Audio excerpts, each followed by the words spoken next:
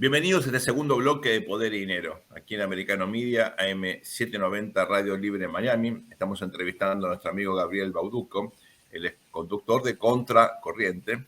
Es un programa que justamente en unas horas vuelve al aire y es el resultado de la cooperación de Liberty Plus y el Adam Smith Center de FIU, de Florida International University, aquí en la ciudad de Miami.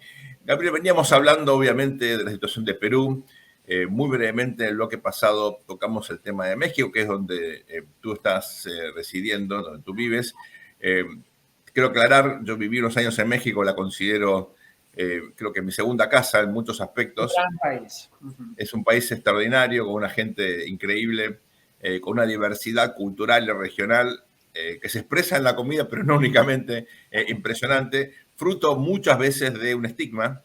Muchos creen que México está ante una ola de violencia e inseguridad generalizada. Yo estuve hace poquito allí y en la Ciudad de México sobre todo se respira otro aire y por supuesto hay muchos problemas de seguridad, pero el estigma creo que es algo muy, muy negativo. Pero lo cierto es que uno ha visto un presidente López Obrador que si bien en términos económicos ha mantenido un equilibrio fiscal, ha respetado la independencia del Banco de México, cuando uno pone un poquito la lupa, la erosión institucional en ese país ha sido muy significativa, incluso en materia fiscal hay mucha contabilidad creativa, vale decir, los números no son tan prolijos como lo que en principio se observan. Hemos visto, sobre todo en materia de institucionalidad, una situación muy peligrosa en materia electoral.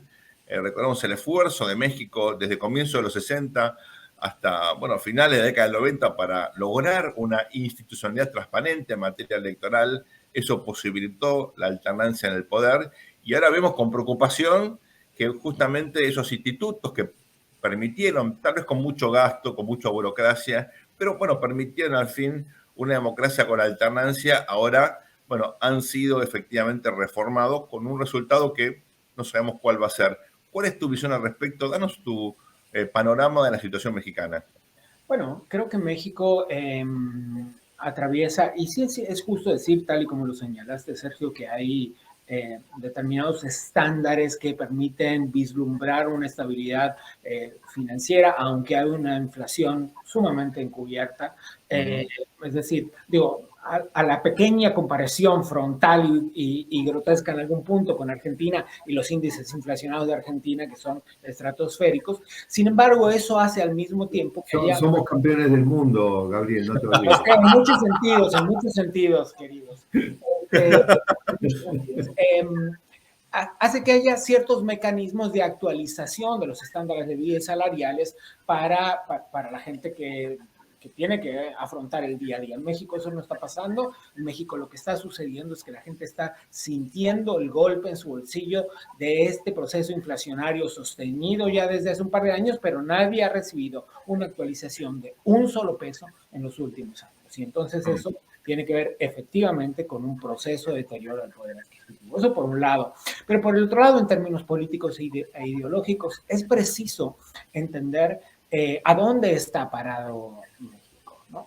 México es un país que se niega, como dije en el bloque anterior, a entregarle la presidencia pro tempore a Dina Boluarte de la Alianza Pacífico porque no la considera una presidenta legítima. México es el mismo país que se hace tonto, decimos allí, en una expresión un poco extraña, pero respecto de todo lo que pasa en Nicaragua. Es decir, es imposible que no se condenen las violaciones a los derechos humanos, el atropello de la democracia que lleva adelante Daniel Ortega. Pero además es México el mismo país que la semana anterior le entregó la condecoración del Águila Azteca, la máxima condecoración para un ciudadano extranjero que puede entregar el país, nada más y nada menos que a Díaz-Canel, el presidente de Cuba, un hombre que fue el encargado de ejecutar el plan que ha llevado a la cárcel a miles de personas, que mantiene en la cárcel a cientos y que ha condenado a decenas de personas a decenas de años de cárcel por el tremendísimo delito de salir a la calle y exigir libertad. Eso es México, en términos políticos, que no es una cuestión menor, porque esto implica que es además una alianza con este movimiento político que algunos engloban de distintas formas y podemos ponerle distintos nombres. Unos hablan del Foro de Sao Paulo como algo bastante más ayornado, es el Grupo de Puebla, pero la realidad es que este es el lugar en el que políticamente está parado México hoy, y como tiene mayoría en ambas cámaras y en buena parte de las gobernaciones de los estados, es probable que así sea el año que viene, así continúe el año que viene cuando haya elecciones presidenciales. Justamente a eso iba mi próxima pregunta, Gabriel, y es, López Obrador es expresión de una corriente de pensamiento más amplia, más difusa, más potente, o es un líder con características personales que no necesariamente cuando tengamos la sucesión el próximo año, bueno, el próximo presidente o presidenta habrá de continuar. Muchas veces uno tiene líderes con características propias, pero bueno, los legados no son lineales, ¿no? Y probablemente las personas hacen la diferencia. Sé que hay indefinición respecto al proceso electoral, pero ¿hasta qué punto crees que el legado de López Obrador va a ser significativo o va a ser una experiencia de 6 años con sus características, con su idiosincrasia, pero sin, digamos, una inercia en la próxima gestión? Me parece que esta es la pregunta que se hacen muchos mexicanos el día de hoy, y te explico por qué. Porque López Obrador es un hombre que reunió muchas voluntades a la hora de llegar a la presidencia de la República y que desde entonces y para acá, a lo largo de 4 años, ha perdido muchas de esas voluntades y simpatías. Justamente porque ha avasallado algunas estructuras de la democrática. Entonces, para quienes llegaron a él con la esperanza, con un hartazgo que tenía que ver con los 71 años del PRI y 12 años del gobierno del PAN, tenía cierto sentido. Entonces, el deseo del cambio y de la alternancia política era genuina y era razonable. Sin embargo, en este ejercicio del poder que ha tenido López Obrador, ha demostrado que tiene que ver con una expresión política, parte de un grupo, parte de una corriente, como dices, Sergio, y no solo una característica personal. En consecuencia, esta pregunta es la que se hacen todos, es decir, está bien, pero si voto por Marcelo Ebrard, si llega a ser el presidente, hoy canciller del país, va a ser igual. Si voto por Claudia Sheinbaum, hoy jefa de gobierno de la Ciudad de México, que es del mismo partido, va a ser igual. Muchas cosas hacen suponer que sí, porque como todo buen populista, López Obrador ha erigido un culto a su personalidad que va mucho más allá de la simpatía y la foto, sino que tiene que ver también con una alineación política. Santi, te dejo el privilegio de la última pregunta a Gabriel. No, la verdad que más que pregunta tenía una reflexión también acerca de México. Me parece que hay algo para agregar respecto a todo lo que ustedes dijeron de los atributos de México como país y sobre todo del pueblo mexicano.